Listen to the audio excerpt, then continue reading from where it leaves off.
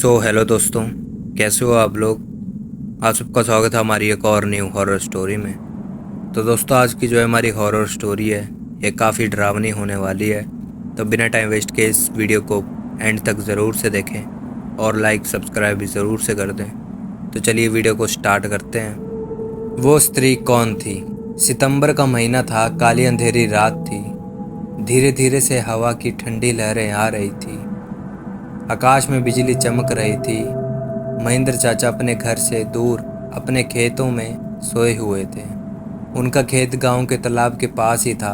बारिश के कारण पूरा तालाब भर गया था और खेत में घास भी ज़्यादा हो गई थी। उसके कारण अंधेरे में यह सब ज़्यादा डरावना लग रहा था। उस तालाब के किनारे आम के 6-7 बड़े बड़े पेड़ थे। आम के पेड़ की डालियों की आवाज़ भी काफ़ी डरावनी लगती थी। अचानक खेत में बंधी हुई भैंसों ने चिल्लाना शुरू कर दिया। महेंद्र चाचा को पता नहीं चला कि आखिर ये भैंसें क्यों ऐसा कर रही हैं। उन्हें लगा कि शायद ठंडी के कारण यह भैंसें ऐसा कर रही होंगी, इसीलिए महेंद्र चाचा के खेत में चिमनी जलाई। यह चिमनी के उजाले में महेंद्र चाचा की नज़र उनके घाट पर पड़ी। उन्होंने देखा कि एक स्त्री उनकी घाट पर बैठी है। यह देखकर उनका शरीर दर्द के मारे कांपने लगा। उसी वक्त आकाश में बिजली का तेज झटका हुआ। वैसे तो महेंद्र चाचा बहादुर थे, लेकिन आज उन्होंने थोड़ा डर लग रहा था। उसी वक्त काका ने आग में सूखी घास डाली और आग को ज़्यादा बढ़ाया। इसकी वजह से वो औरत ठीक से दिखाई दे रही थी। महेंद्र चाचा ने उस स्त्री को आवाज़ लगाई, कौन है वहाँ पे? पर सामने से कोई भी प्रतिक्रिया नहीं हो रही थी, इसलिए काका अचंभित रह गए। उनकी समझ में कुछ नहीं आ रहा था। काका खड़े हो गए, इसलिए महेंद्र काका ने सोचा कि अब डरने से कुछ नहीं होगा, मुझे हिम्मत से काम लेना होगा। चाचा ने एक बड़ी लकड़ी हाथ में ले ली और बोला, कौन हो तुम? तुम्हें क्या लगता है कि मैं तुमसे डर गया हूँ? लेकिन सच तो यह था कि चाचा अंदर से पूरी तरह से डरे हुए थे। चाचा का यह गुस्से वाला रूप देखकर वो स्त्री खड़ी हो गई और जोर से बोली, क्या तुम मुझसे नहीं डरते? चाचा ने हिम्मत की और बोले, यहाँ से चली जाओ वरना यह लाठी से मार मार के तेरा सिर फोड़ दूंगा। इतना ही बोलना महेंद्र चाचा ने लाठी उठाई और उसी वक्त उस औरत ने आवाज़ उठाई, अब तू मुझे मेरे ही घर से बाहर निकालेगा? यहाँ पर तो मेरा बचपन गुजरा है, यह मेरा ही घर है, मैं यहाँ सालों से रह रही हूँ। यह सुनकर चाचा का डर और गुस्सा दोनों ही शांत हो गए। उन्हें लग रहा था कि सामने जो औरत खड़ी है उसे मैं जानता हूँ।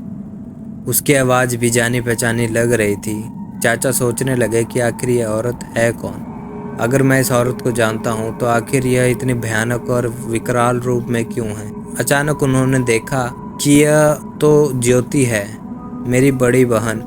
बचपन में मैं और ज्योति साथ में ही खेत में चार काटने का काम करते थे।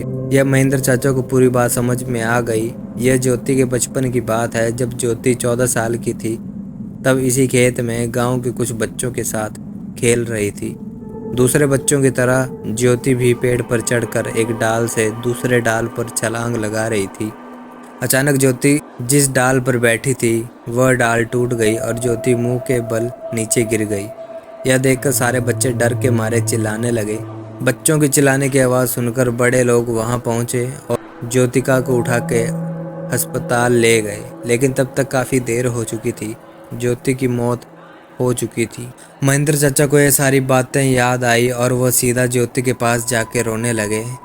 यह सब बात गांव वालों को भी पता चली तो सारे गांव वाले भी चौंक उठे। वास्तव में वह ज्योति ही थी। गांव में एक बड़े बुजुर्ग ने कहा कि ज्योति मौत हुई थी तब वो एक बच्ची थी, इसलिए उसे बालक समझ के उसे दफनाया गया था, लेकिन वास्तव में उसका अंतिम संस्कार करने की ज़रूरत, इसीलिए ज्योति की आत्मा आज तक भटक रही है। महेंद्र चाचा ने तुरंत ही ज्योति को जहां दफनाया गया था वहां से उसे निकाला। किसी की भी हिम्मत नहीं हो रही थी कि कोई उसके पास भी जा सके। उसी वक्त ज्योति की आत्मा ने गांव वालों के सामने आके कहा कि हाँ, मैं आपकी बात सही है। कहा कि हाँ, आपकी बात सही है, मैं मर चुकी हूँ। आप लोगों को मुझसे डरने की ज़रूरत नहीं है। अभी भी इसी गांव की बेटी हूँ, लेकिन मैं आज दिन तक भटक रही हूँ, मुझे मुक्ति दीजिए। बाद में महेंद्र चाचा ने ज्योति को शव का अग्नि संस्कार दिया और उसकी आत्मा को शांति दिलाई। तो दोस्तों ये थी एक गांव की स्टोरी।